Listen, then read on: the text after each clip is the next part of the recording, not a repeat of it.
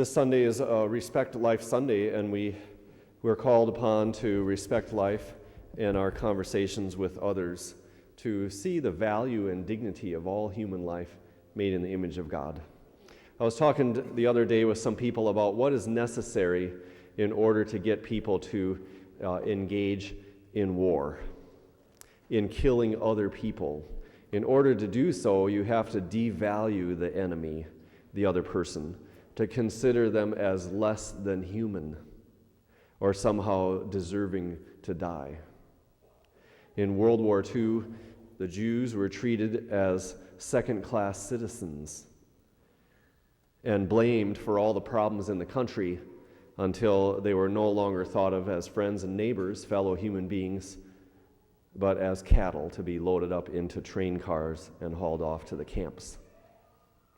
Similarly, in Rwanda, the genocide of Hutus and Tutsis, before it happened, there was propaganda to dehumanize one race, calling them rats or vermin, which enabled the other race to feel no qualms in getting rid of them. So it also is true today in our culture in regard to abortion. The unborn child is called a blob of tissue or an unwanted intruder, and therefore we can solve the problem by terminating the pregnancy, calling it pro-choice, reproductive freedom, or even health care. The unborn child is a living human being who is unique, not just part of the mother's body, but a living person, our son or daughter, our nephew, niece, grandson, or granddaughter. All of the arguments boil down to, is this a living human being who has the right to live?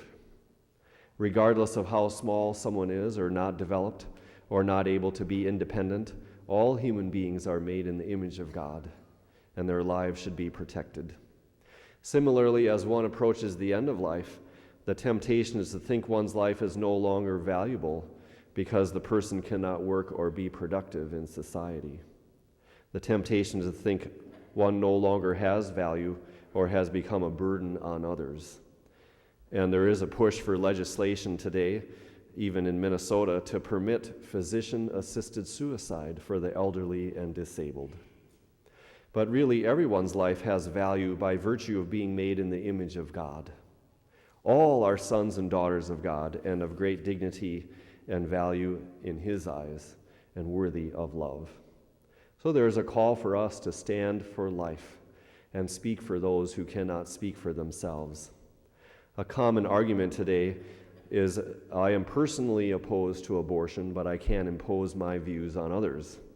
Or I shouldn't impose my morality on others. They should have a choice to make of their own. But we wouldn't say that about slavery or genocide. I'm personally opposed to owning a slave, but I can't impose my views on others. They should have a right to own a slave if they choose to.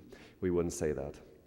We notice in our country today an increasing division, factions, polarizations, separation between different groups of people, whether it's Democrat versus Republican, or liberal versus conservative, or supporters of Trump versus the opponents of Trump, and on and on.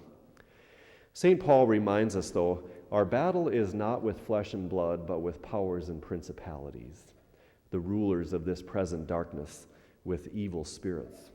So the real enemy is not human beings. We fall into a mistake in thinking that we can get rid of evil by getting rid of other people. That's really not the source of the conflict, St. Paul says. The real enemy is evil spirits, devil, and sin and temptation, which in some ways is in all of us. And so the battle really is a spiritual battle. And so we want to engage in spiritual weapons in this battle, which is conversion and prayer.